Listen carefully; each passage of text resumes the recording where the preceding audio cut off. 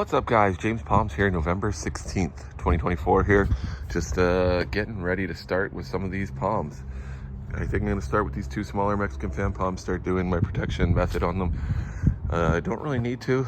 Weather, it doesn't really feel like it. Honestly, we had nothing pressing.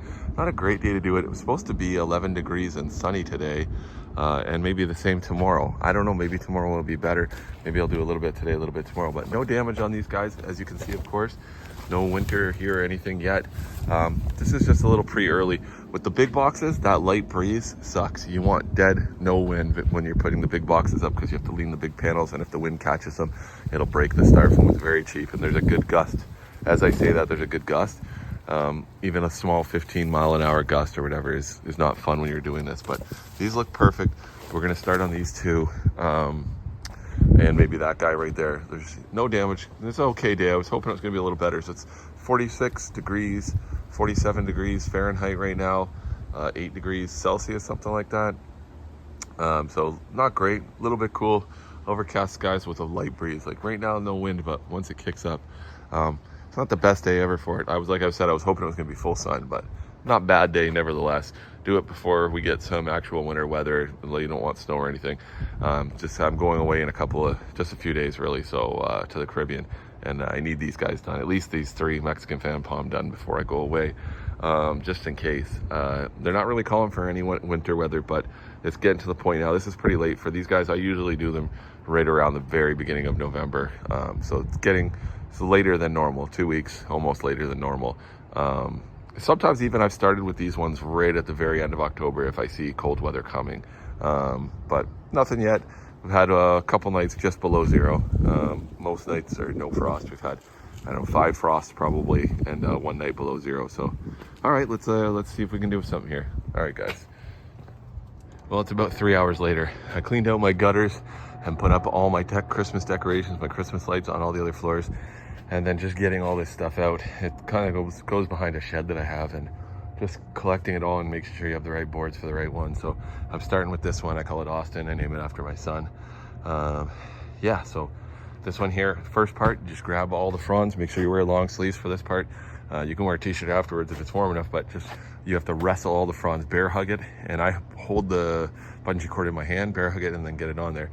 And the same goes when it's on the ladder. It's more difficult because you feel like you're going to tip, but you just got to bear hug it. If they're really low ones, you can either bend them up and they kind of snap off, and they'll slowly, hopefully, trickle nutrients into the tree.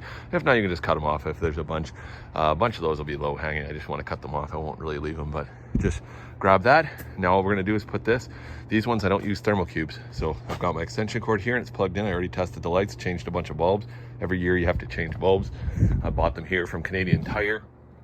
That's where I usually get them from. Usually you get them for about 10 to 13 bucks with the string and the bulbs on it. That was 13 bucks for just the bulbs. It's okay. It seems like the strings, they're charging extra money for them this year, but usually I have extras. I've been throwing them away because you used to buy it for $10 with the bulbs. Now 13 for just the bulbs, but the strings last forever. There's a little fuse inside the plug here. If they go, you just slide this open and tinfoil up the fuse.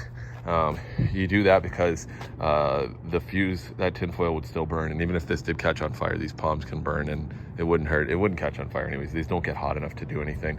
So I do that because the little fuse in there will go once in a while. So if you want to keep using the string, I actually prefer them with just tinfoil, because if it was going to overheat, it would burn the wire first. It wouldn't start a fire. If it did, it's outside, not a big deal. Burn the box a little bit. I'd probably notice right away. If I didn't, the palm would be fine. The cold air would put it out. Cold air, wind and snow or whatever.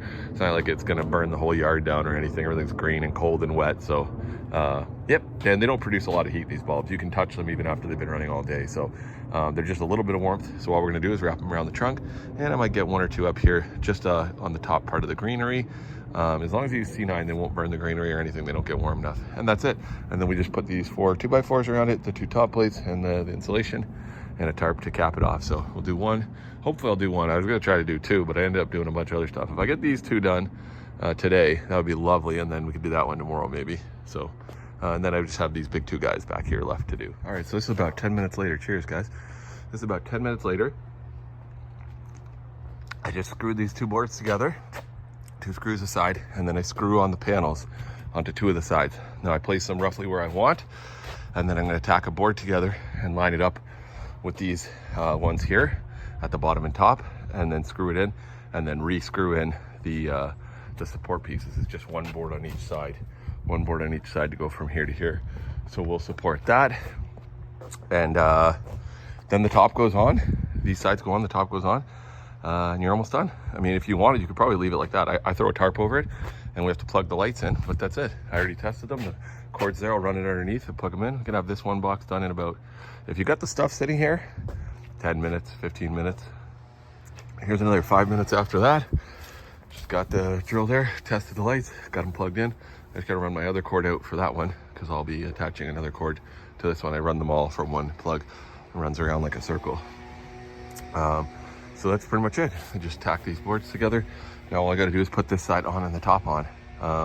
And this top, I believe, I don't support it. I might have a second piece I put underneath like this, a screw up from the inside, but that's about it. And I could throw the tarp over top of this and have this one done here. I gotta get my temperature sensor and put it in there, and I'll probably peg down these corners here. Can do it from the inside, just drive the pegs and screw them from the inside to here. Here's about another 10 minutes after that. Somebody just asked me the other day about the tape. So the tape, I only use this on the top to try to keep moisture out and to try to lock it in. I lock this in because there's gaps usually in mine. It's all old and I've used it multiple times. So I try to pull this down and tape it tight with this foil tape. I get it from my job because I do sheet metal, so I have lots of it hanging around. So it works pretty good. It's pretty sticky and it sticks good to this. So you could probably use tuck tape or any good kind of tape, but I just do that to hold it in. Wind doesn't blow it, rain, snow, sleet, nothing's gonna get in there. It's all gonna go with a tarp anyways, but I do that, helps lock it in and kind of seal up the top so that it's a nice seal like that. So basically we're done. I gotta open this bottom up and tag those 4 blocks in and then screw them down and the tarp. That's it. Everything else is good. So there we go, it's done. I'm not gonna do the other one right here on the video. I'm just gonna upload this today here, guys, for you, but I'll do the other one probably tomorrow. I should be able to do that one and that one tomorrow. And I think I'm gonna chop off all the fronds off that one there. So stay tuned for that if you want. I think I'm just gonna upload this today. Don't be afraid to tape and screw your tarp. You don't want the wind to catch it. That's what it'll really create drag. So screw it, tape it down, whatever. They don't last that long anyways.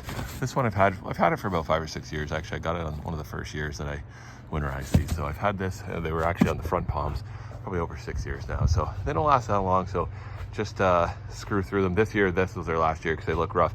I double layer them a lot of times too, as you can see there. So I got 2 full layers up here. So even if this layer like seeped a bit, the second layer would catch it. So, and then you got the lid, and then you got a second lid. So try to just keep moisture and water from not dripping in there. Try to keep it as dry as possible. So there's the top of that. Screwed it all through, screwed it through the tarp, everything. Don't be afraid to screw right through the tarp. I'm not using this one again, but even if you are, once you double or triple layer them, it won't really matter. Just trying to keep 90% of the water out of there. So yeah, it's all done. The cord set up for that one. So from start to finish, guys, shouldn't take you any more than about 1 hour. That's from 100% start to 100% finish. I got this pegged in, I got the temperature sensor in there. I don't have to open this up again. This is good for the entire winter. Now, if we had some really wicked winds, I can add some supports, some 2 different ways, this way and that way, just like your 2 accesses to stop it from blowing over. But usually we're pretty good here. I'm in a really sheltered location. So, but if you have wind and you're concerned about it, sometimes I wait until the wind comes because we usually know when there's a big windstorm coming. If not, though, it doesn't really hurt to just throw those stakes on. But those are sort of my last thing. I do them with the bigger ones. Usually I'm more worried about these 11 and 12 foot boxes. These little ones don't usually blow around too much. But all right, thanks for watching, guys. Like and subscribe. Later.